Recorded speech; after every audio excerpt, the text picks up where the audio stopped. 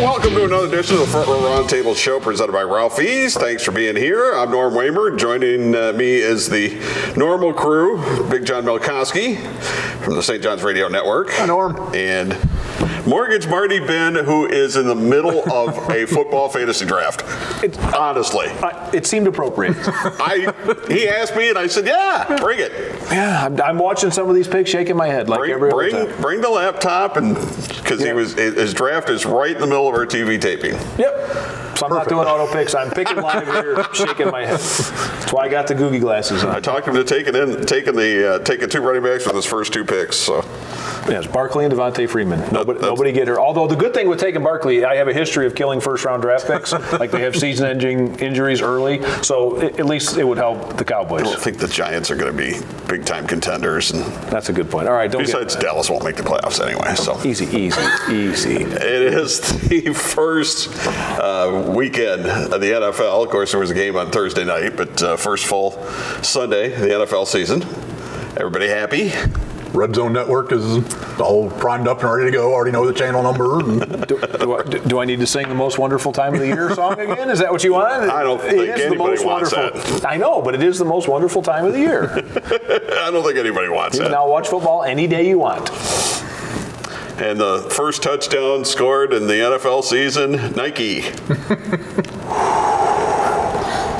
See, now I'm fine with this. I mean, I think it's great, and all these people that want to ban Nike or want to boycott Nike. Ban away. Hey, if you have 10.5 shoes that fit well, but find me on Twitter and I'll get you a way to get me your shoes. I'll take them. So all these people, they were fine with some 8-year-old in a sweatshop making 3 cents an hour making their shoe. But now that we're going to put Colin Kaepernick on TV and on a magazine ad, that's bad. I'm laughing at kids in a sweatshop. I'll get emails on that one. It's also true. It is true. I'm completely fine with the whole thing. I don't care that they did it. And it doesn't change my opinion of anything or anyone anyways. I'm not going to buy one of the shirts. I'm not a fan of his either. I respect what he did. Not a Cap fan. Not buying it. See, and I've never been a slave to advertising and something. Oh, I got to get that because this guy's a promoter, or I got to get that because Michael Jordan's promoting it. I mean, if it's good, it'll work. If it's not, I don't wear Nike shoes usually. Nike usually has very narrow shoes. I obviously am not a narrow guy, so a lot of Nikes don't fit. I understand how that works. nor can I afford to take out a loan to go get a pair of shoes either. Yeah. So I did like the bow nose campaigns, but I'm not a Kaepernick lover or hater. I'm actually probably one that's a little more indifferent to it. That's how I feel. That's why I don't care what happened. I understand both sides. I get it. I'm not buying the gear.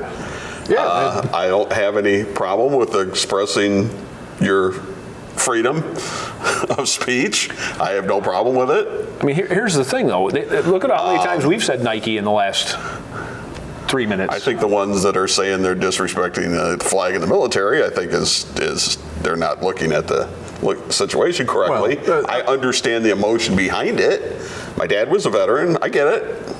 I mean, the whole campaign, we already know the whole campaign has been hijacked by other groups, not Colin Kaepernick and Eric Reed, who were the two that started it. And I mean, for what it's worth, I do think that those two are being blackballed out of the NFL. And I think their collusion case has a lot of merit to it. Has a big league ever won a collusion case? I don't think so. No, but I mean, less so for Kaepernick than for Eric Reed, because Eric Reed was a Pro Bowl defensive back. Right. And for a 26-year-old Pro Bowl defensive back to just all of a sudden not be able to get offers makes no sense at all. I understand the Colin Kaepernick, you can't really have him as a backup because he's going to take too much attention away. He doesn't run a pure NFL system, stuff like that, but there's still a place for him. Brady and Rodgers went off the board, so. And if you can imagine the person who drafted in front of me apparently drafted someone named Glenn Gronkowski, the New England running back, instead of Rob Gronkowski, the New England tight end. So I right behind him picked Rob Gronkowski. So there you go. Nice. I didn't even know someone named Glenn Gronkowski was on their roster. Oops. Till just now. Yep. He's going to hate that one in about 30 seconds when he notices. Oh, I'm sure someone's blowing up his phone right now. I'm sure there's ad drops right afterwards. So. Yes. Yeah, but you don't want to drop your third round pick 10 minutes after the draft. See, my fantasy draft horror story is that the team I took over didn't have their second round pick, so I kind of had to push one category down the road, and I pushed wide receivers because it's the deepest category. For my second wide receiver, I took Marquise Lee. And it was no more than 45 minutes after the draft. He got a helmet to the knee and he got his knee blown out. Yeah, so that was a gruesome. So that goes down as well done. Big thumbs up. Well done. Hopefully there are ad drops already and you can get rid of him. Redskin fan, Cowboy fan, Raiders fan. Are you excited about your seasons? We were discussing this prior to taping. I have no idea who's even going to catch balls for the Cowboys, so hopefully Zeke Elliott can run all over the field and then Dak can scramble on 3rd and 3 for first downs because I have no idea who's going to catch the ball. So I think 9-7 feels about right. Maybe sneak into a wild card spot. That's mine. Adding Alex Smith, I mean, you're going to a system quarterback, a game manager, which I'm not a fan of. They don't have the explosive offense to do that. And plus, I mean, that's a tough division. The Giants are going to be better. The Eagles obviously are the champions. The Cowboys are going to be okay. I'm, thinking 6-10, 7-9, maybe where the Redskins end up. Except being real optimistic. No, but I'm realistic. I'm not optimistic. That's not real. Hey, Raiders fan. I want to save that to the next segment. What? We'll talk a little bit about the Khalil Mack trade. But just to wrap up what we let off the show with in the Nike campaign, the best post that I saw on Twitter was that I really hope next Colin Kaepernick does a commercial for the Ford F-150 so I can see people on Twitter blow their trucks up. Well done. So we'll take a time out. We'll continue to help Marty with his fantasy picks. Kirk Cousins was the third quarterback off the board. I think people have been drinking already while conducting the draft. Well, obviously, because Glenn Gronkowski went. And then Kirk Cousins went. I can't explain any of this. It's better news for you. So yes. We'll take a time out. We'll come back. We'll talk more NFL on the other side. It's the Front Row Roundtable show presented by Ralphie's. Bring yourself to Ralphie's. Yeah, it's that good. At Ralphie's, it's primetime football every Sunday, Monday, and Thursday nights. Enjoy endless wings starting at 8 p.m. each night and carry-out specials every day. Plus special pricing on all Labatt products, plus new craft and IPAs for the fall. As always, beer buckets only $10 Friday and Saturday. Bring yourself to Ralphie's. Yeah, it's that good. Hey, Mortgage Marty here from Fairway Mortgage. New office is open at 5577 Monroe Street in the Promenade Shops. And those of you that watch know how competitive I am. So here's my challenge. The large national company you always see at every sporting event from up north who has that Rocket app that I hate. We have a competing app called the Fairway Now app. And the best part of the Fairway Now app is you get actually somebody local to help you after you use it. So log in, try it. It's on Facebook, on Twitter. You can find us, the Fairway Now app. Have a great night. Red Wing Shoes, a quality built to last, just like the legacy of service at your Red Wing Shoes dealer, North Reynolds at Bancroft in Toledo. Family owned and operated since 1982. 4 generations building a legacy of quality and service for years to come. Our sales staff has over 95 years selling and servicing Red Wing shoe products, and we have the largest selection of Red Wing shoes in Northwest Ohio. Irish Setter, Works, and our USA-made heritage shoes. In stock, no waiting. Red Wing Shoes, North Reynolds at Bancroft, where service, quality, and fit come first.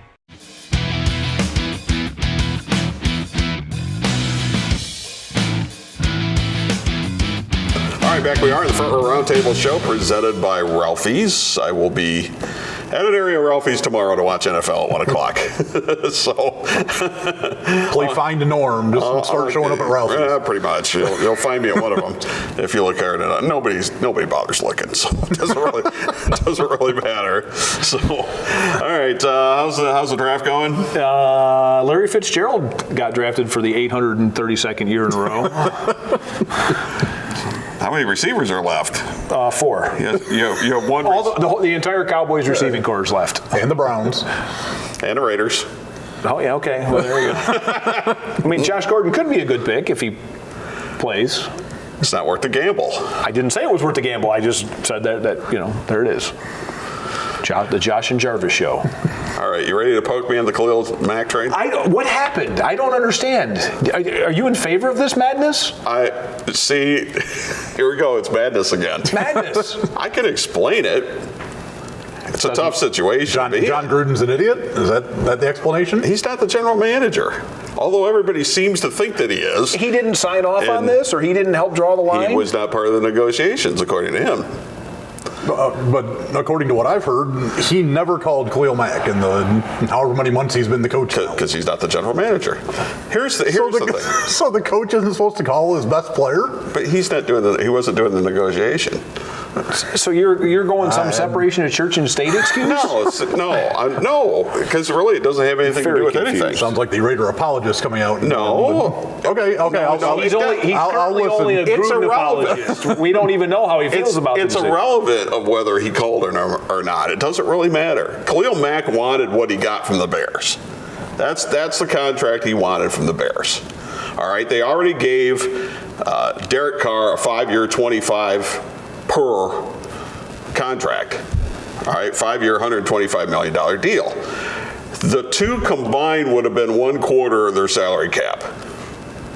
All right. Aaron Donald got that huge contract from the Rams, but they have a quarterback that's on a rookie deal. The Bears gave Mack all that money, but they have what?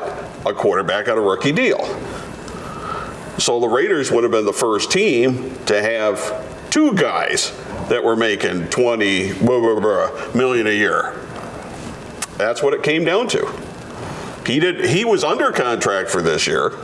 Right. Didn't want to fulfill that year. And I'm not blaming Khalil Mack. He wanted to get paid. He got paid. I don't blame him. Was there a good way to get this done and get out of it? I don't see it. I don't see that there was. See, and I actually thought when I first saw what the Raiders were getting back, I thought, well, that's not bad. A couple firsts, whatever it was, a third and a sixth. But then I saw they also sent a second. They did. And I thought, well, that kind of changes things because, now all you're doing is moving up from wherever your second would have been to where the Bears' first is. And to me, that lessens the value that you got. Well, yeah, it does. But it'll be the last pick of the second round anyway, so.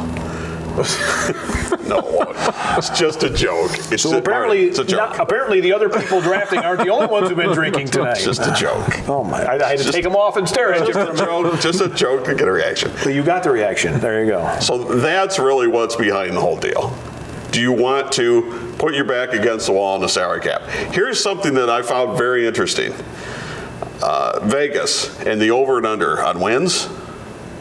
Do you know how much a quarterback's worth for over and under on wins? Anywhere from like 2 to 5 wins. 3. And when it comes to Brady, it's 5. Yeah. So the high-end guys, Aaron Rodgers, can be that much.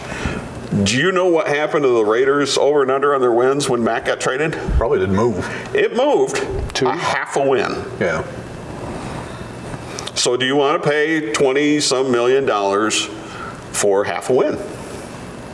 I mean, really, that's what it comes down to. I don't know. To me, there are a lot of other teams that disagree with that logic. Denver, the whole bunch of other people. Where'd Denver finish last year? Well, Denver won a Super Bowl with a guy who couldn't throw a ball out of a where did Denver finish last year? Paper bag. Well, that's last year. That's so last year. Yeah. Those are the guys that are in charge now. When they won their Super Bowl, those guys weren't in charge. I don't know. To me, Raider apologist, therefore Bronco hater. It's a natural. The Raider apologist. You can't quibble with the numbers. You can't say, well, Vegas doesn't know what they're talking about. I'm all in on Vegas knowing what they're talking about. Well, that's the whole argument with paying Le'Veon Bell or paying Gurley because running backs are consumable and there's not justification. Really? Drafting Barkley there, all it did was lock you into a higher contract for a running back that you would pay for the elite 2 or 3 running backs in the league. That was the argument against drafting anybody there. Any position in the NFL is worth like a win or less in a season other than quarterback. You see a guy, you'll see point spreads. If a running back's not going to play, it doesn't move, maybe half a point one way or the other. I mean, a quarterback will change a point spread 10 points if it's one of the main ones. I know it kind of boggles the mind because you would think that somebody that's that good of a defensive player would be worth more than half a win. But really, that's what it comes down to. It comes down to a half a win. Right, but I mean, to me, pass rusher is probably the second most important position on the football field. Behind the quarterback. That's why he got that kind of money. Well, obviously. So there are problems with it. It's not just a matter of why didn't they give him the money. John Gruden's making $10 million a year. Why couldn't they just given that money to him? Well, because Gruden's money doesn't count against the cap.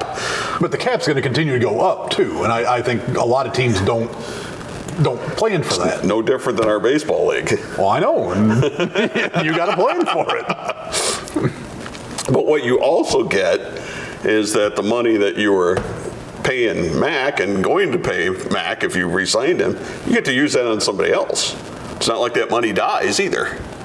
Yeah, but if you don't use it on somebody as good as Khalil Mack, then you're not gaining back that half a win that you But you know this too. If you have more than one hole, which the Raiders definitely do, you need more players. So. Right. I have two problems with the whole thing. One is the Raiders turned over almost as much of their roster as a percentage as the Browns.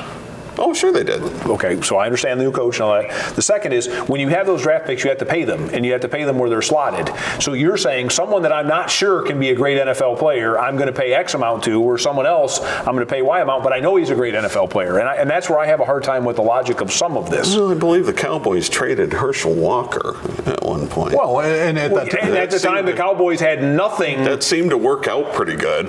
That was a different system. Pretty well. It worked out fantastic. But the Cowboys also didn't have a quarterback I have an autographed in place. football that he signed that has the 2 Super Bowl wins that he caused on the back of it. And the Cowboys also did not pay Des Bryant. Which I'm also fine with. Nobody else has either. But no one's saying Des Bryant was one of the top 2 or 3 receivers in the NFL by the time they didn't pay him.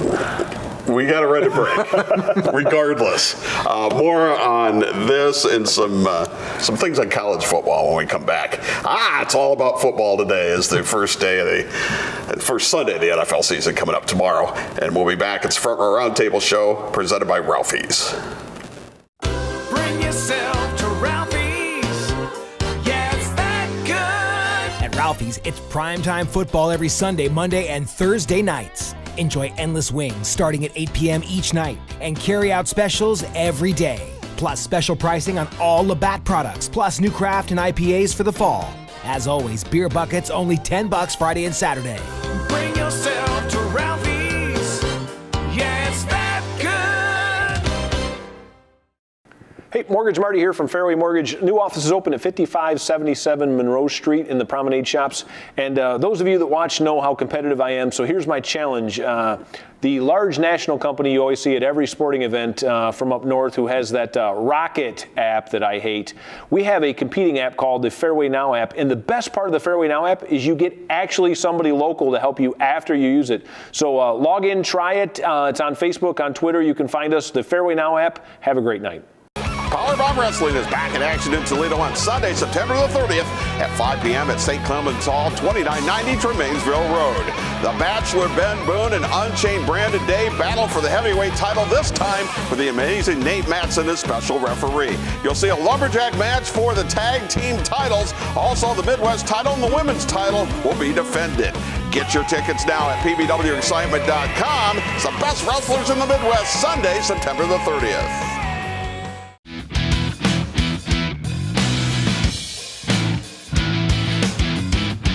Back we are, the Front Row Roundtable show presented by Ralphie's. I'm Norm Waymer, Big John Malkowski, Marty Bin. I'm busy. How's the draft going? I don't understand some of these things. Although it's good. I vowed in my, I know I'm not supposed to be a Browns hater officially on the show, but I had vowed I was not taking any Browns players no matter what. And Josh Gordon came off the clock to take that temptation of making him the second wide receiver. Did you see where literally a quarter of the league has a former Browns quarterback as a backup? Yes. Yes. Yes. Well, the problem is they were all starters in Cleveland, which was the problem. The problem with Cleveland. Yes. The other teams know where to slot the guys. They've been starting a backup for so many years. I know we're going to cover the Braylon thing shortly, but one of the funniest things I heard today on the radio was that Andrew Luck and Colin Kaepernick are way better quarterbacks than we thought because Harbaugh didn't find a way to ruin either of them. And I thought that was hilarious. I almost drove the truck off the road laughing at that one.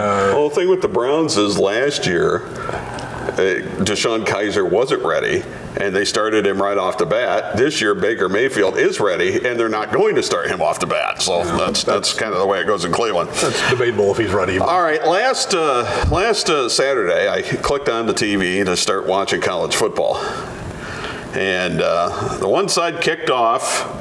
The receiving team called a fair catch on the 5-yard line, and they blew the whistle, and I went, what the hell just happened? And the ball comes out to the 25-yard line. What is? I had no idea. It's the safety issue. It's the same. So I have a theory on this, and I argued all day. And this is before you brought it up, because I heard everyone, I hate this, it's not even football anymore. First of all, guys just banging out the back of the end zone is boring. Right? So the problem is they were figuring out how to get specialists who could kick it high enough in the air, and you were going to have these really horrible collisions, one. And two, you'd have guys who'd be specialists who could sky a kickoff off a tee. It's not horrible to watch. but I mean, I went to. It's all right, man. But the National High School Federation. I have kids still playing and support this, and the reality is kickoffs have become boring. Kickoffs have been boring for I don't know how long because everybody at a high level did what? Well, they put it through the end zone. I mean, there were college kickers kicking from where they were who made field goals on a regular basis, kicking it through.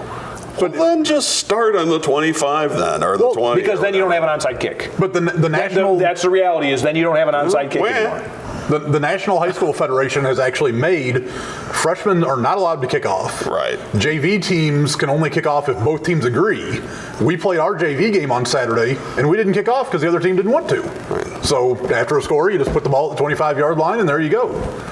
I think that's going to become the norm sooner rather than later. I mean, they still do it. We still kick in varsity, but most varsity teams don't have a kicker. They've got some guy who kicks it down to the 30-yard line and squibs it into the corner away from where they can set up a big return. That's what they'll end up doing. I mean, but the fair catch thing, I mean, now you're giving it to the receiving team to choose. Why would you just not teach your kicker to kick a line drive that's going to take its first bounce at about the 20-yard line? Well, that is what they're going to do. Yeah. I mean, nobody's going to put any air under it. It's just going to be a straight kick right down the middle, but you don't want it to get back to where the receiver is. Well, but the difference is the longer the hang time, the longer free running time you have before people are engaging and doing whatever else. Because those guys are coming at a fixed target. When the ball's bouncing around like that, somebody's grabbing it up and it gets there quicker. Well, but I mean, you can start listing all the things that they've done to make kickoffs less enjoyable, less. Why not just do what the NFL's doing?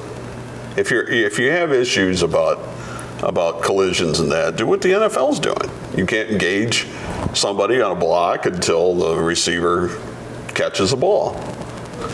Right, but that doesn't prevent what I'm saying on a sky kick that the guy's coming flying down the field unblocked and. Well, nobody's fast enough to get down there.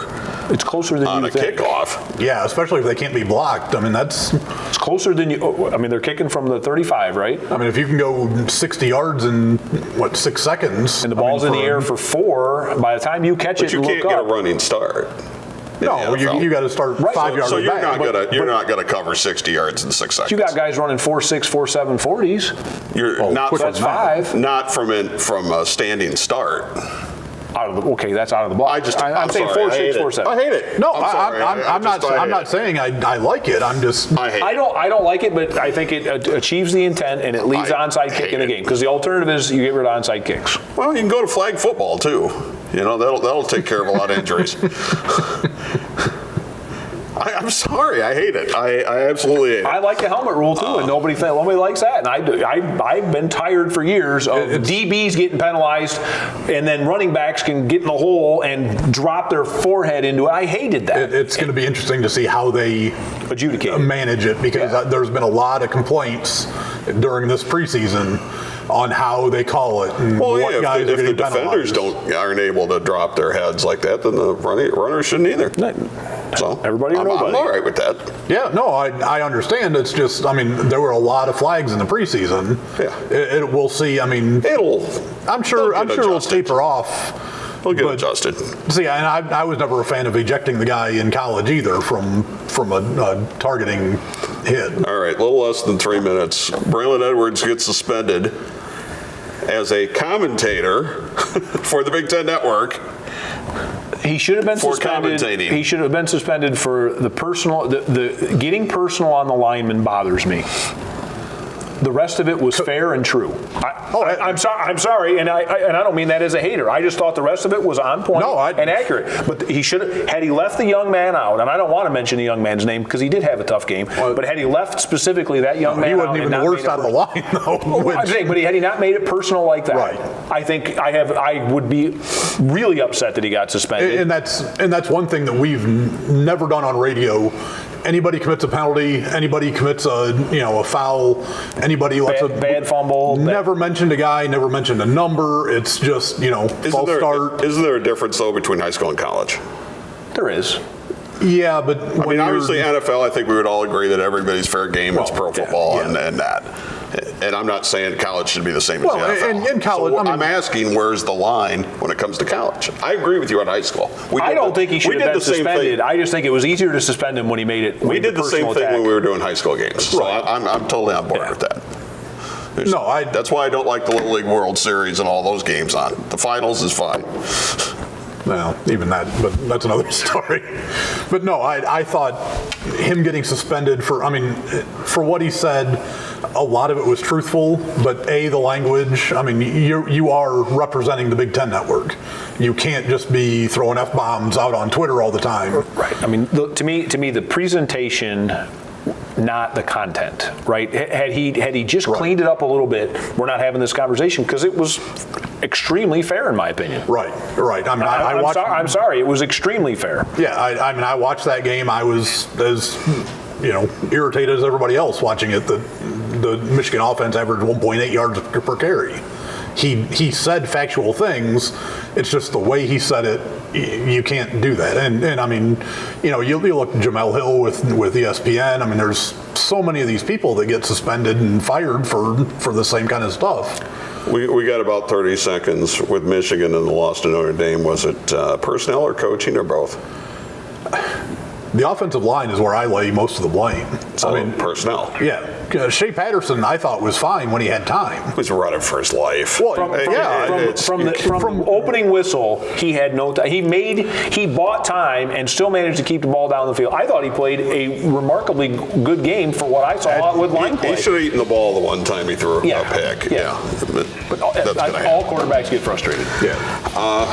Under 15 seconds.